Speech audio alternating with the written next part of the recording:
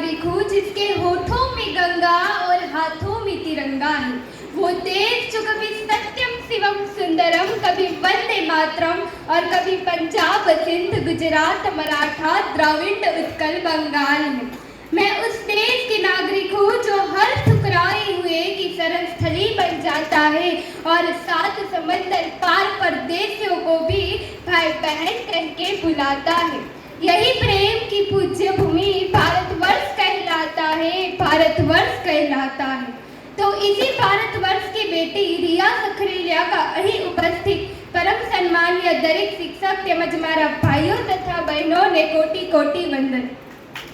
सूर्य की किरणें वसुंधरा को स्पर्श करने से पहले जिसकी सुबह वेदों के मंत्रों से और आर्यों के पवित्र ग्रंथों से शुरू होती थी, जहाँ से संपूर्ण विश्व को एक धागे में बांधने वाली कुरुंत विश्व आर्यों की वाणी चारों दिशाओं में गूंजती थी, जहाँ से भगवान श्री कृष्ण ने ये पूरे विश्व को नैतिकता का पाठ पढ़ाया और बुद्ध ने शांति का संदेश दिया।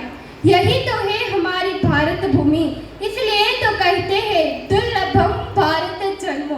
अरे भारत तो छोड़ो, पूरा विश्व अगर राष्ट्र बनने जाए ना तो उसका भी संविधान बनने की ताकत रखने वाले यहाँ के लोग, यहाँ की मिट्टी और यहाँ की संस्कृति है। मैं हरदम भारतवर्ष का अमित सम्मान करती हूँ, मैं हरदम भारतवर्ष का अमित सम्मान करती हूँ, यहाँ की चांदनी मिट्टी का ही गुणगान करती हूँ। मुझे चिंता नहीं है, मुझे चिंता नहीं है स्वर्ग जाकर मोक्ष पाने की, क्योंकि तिरंगा हो कफन मेरा, बस यही अरमान रखती हूँ, बस यही अरमान रखती हूँ। अटल बिहारी वाजपेयी जी ने शायद यह कहा था कि भारत कोई भूमि का टुकड़ा नहीं है, एक जीता जागता राष्ट्र प्रमुख है। अटल जी ने कहा था कि ये वंदन की धरती है, अभिनंदन की धरती है, ये अभिनंदन की धरती है, ये अर्पण की भूमि है, ये तर्पण की भूमि है। इसकी नदी नदी हमारे लिए गंगा है, इसका कंकड़ कंकड़ हमारे लिए शंकर है। हम जिएंगे तो इस भारत के लिए और मरेंगे तो इस भारत के लिए, और मरने के बाद भी गंगा जल में बहती हुई हमारी अस्थियों को कोई कान लगाकर सुनेगा तो एक ही आवाज आएगी, भारत माता की प्राचीन मध्यकालीन और वर्तमान भारत के उदाहरणों से मैं स्पष्ट करना चाहूंगी कि जब हम फिरंगियों के फेरे में फंस गए थे तब रंगदे बसंती 16 के एक आवाज पर टोलों के टोले ऊपर आते थे और उनके वंदे मातरम के नारों से खून में आने वाला 5-5 डिग्री का तूफान अंग्रेजी शासकों की जड़ों में तूफान ला देता था। लोग मर जाते थे, मिट जाते थे, फांसी चढ़ जाते थे कि वो भी अपनी देशभक्ति साबित करते थे। उसके बाद 62, 62 और 71 के युद्धों में अपना सुहाग गवा देने वाली औरत जब घर के हालात ये हो जाया करते हैं कि प्यार भी भरपूर गया, मांग का सिंदूर गया, नन्ही नोनी हालों की लंगोटियां चली गई, छोटी छोटी बेटियों की चोटियां चली गई, बाप की कमाई गई, भाई की पढ़ाई गई। ऐसा ही एक विस्फोट हुआ, पता ही नहीं चला कि पूरे जिस्म की ही कई बूटियां चली गई, पूरे जिस्म की ही कई बूटियां चली गई। आपके लिए तो एक आदमी मरा है साहब, पर मेरे घर की तो रोटियां चली गई, मेरे घर की तो रोटियां चली गई। एक ऐसा भी वक्त था जब 7 लाख कश्मीरी पंडित को कश्मीर से भगा दिए, अरे तिलक लगाने वालों के भी होश ठिकाने लगा दिए। माँ को काटा, बहन को लूटा, वो चुपचाप खड़े रहे, गाड़ी बंगले वाले भी राहत शोरों में पड़े रहे। अरे पंडितों, सागर में बहती पतवार उठा लेते, 7 लाख में से केवल 100 ही हथियार उठा लेते, दुश्मन की छाती में जाके सीधे ही थम जाते तुम, अरे केवल कुछ दिन की ही खातिर परशुराम बन जाते तुम। तो पाप का झंडा ना होता इस हिंदुस्तान की माटी में, हर हर महादेव के नारे लगते कश्मीरी घाटी में। वाले हालात पैदा हो जाने के बावजूद एक माँ अपने बेटे को सरहद पर दुश्मनों की ध्वजा उड़ाने भेज देती थी और उसे पत्र लिखा कर भेजा करती थी कि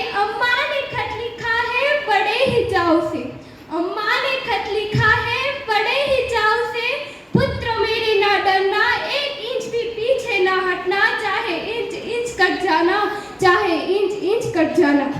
और अब मैं आज के युवाओं की बात करूं तो आज के युवा फेसबुक, इंस्टा और व्हाट्सएप जैसी सोशल नेटवर्किंग साइट पे चैटिंग, डेटिंग और सेटिंग के मामले जाल में फंसते नजर आते हैं।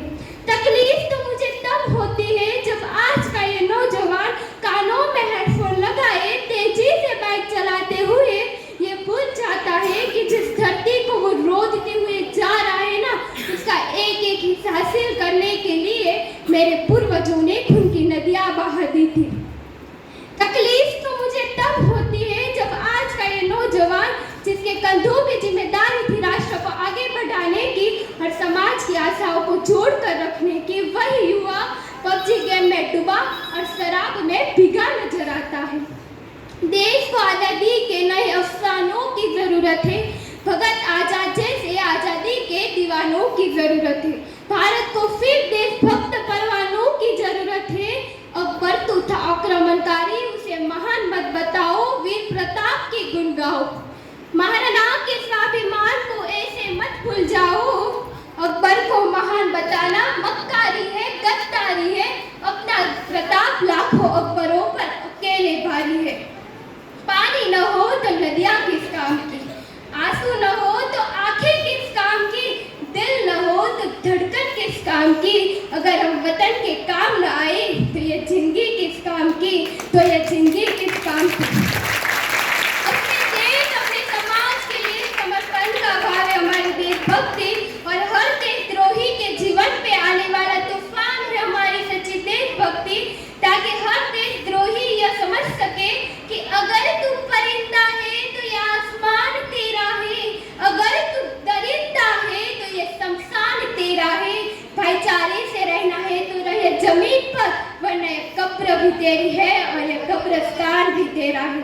और महोदय, यही सही वक्त है देश के लिए जिन्हें मरने का, यही सही वक्त है देश के लिए जिन्हें मरने का, स्वयं देश को नींद से जगाने का, क्रांति की मशाल को फिर से जलाने का, दुनिया को फिर से राह दिखाने का। यही सही वक्त है देश को सर्वश्रेष्ठ बनाने का। फौलादी जिस्म नहीं, हौसले रखती हूँ, मैं नारी हूँ, खुद को देश पे कुर्बान करती हूँ। मेरे हाथ पे कंगन नहीं, बंदूक थमा कर तो देख, मेरे जिस्म पे साड़ी नहीं, खाकी वर्दी लगा कर तो देख। दुर्गा काली तू देखेगा धरती पर ही, बस एक बार मेरी भारत माँ की ओर आँख उठा कर तो देख, बस एक बार मेरी भारत माँ की ओर आँख उठा कर तो देख।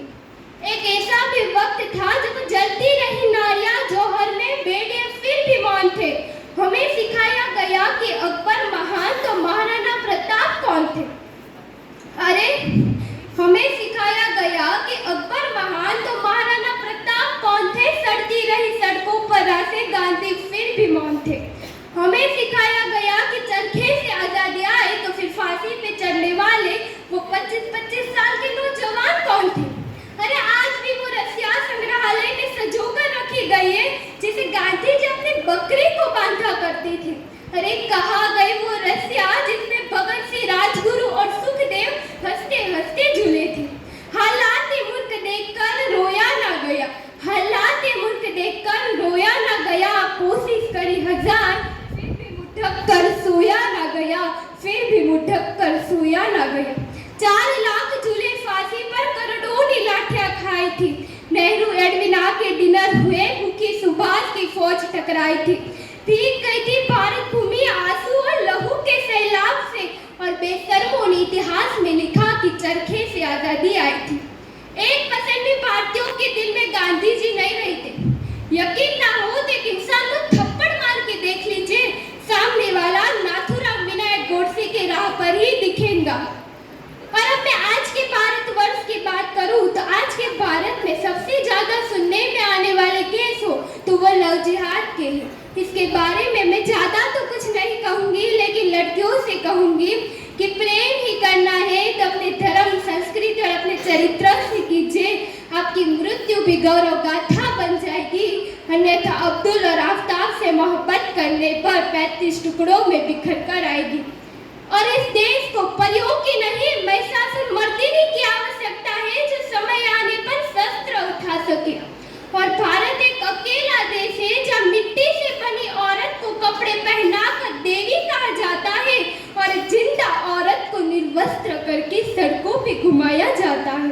पता नहीं युवानों की कौन हमें मोमबत्तियां पकड़ाना सिखा गए कि नारी के सम्मान में तो लंका दहन और महाभारत करने की संस्कृति थी हमारी। और हम ऐसे समाज में जीते हैं जब पत्थर की मूरत को लगते हैं 56 भोग और भूखे नंगे तड़पते सो जाते हैं लोग। मजदूर को मजदूर समझिए, मजबूर नहीं।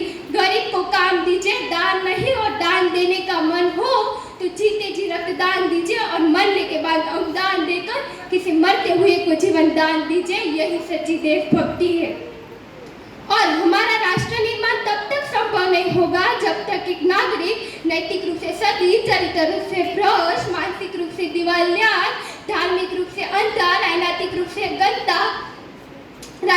से गंदा और स्वैच्छिक मान मूल्यों के आंकड़ों में छिन्न छिन्न पन्न पन्न अखंड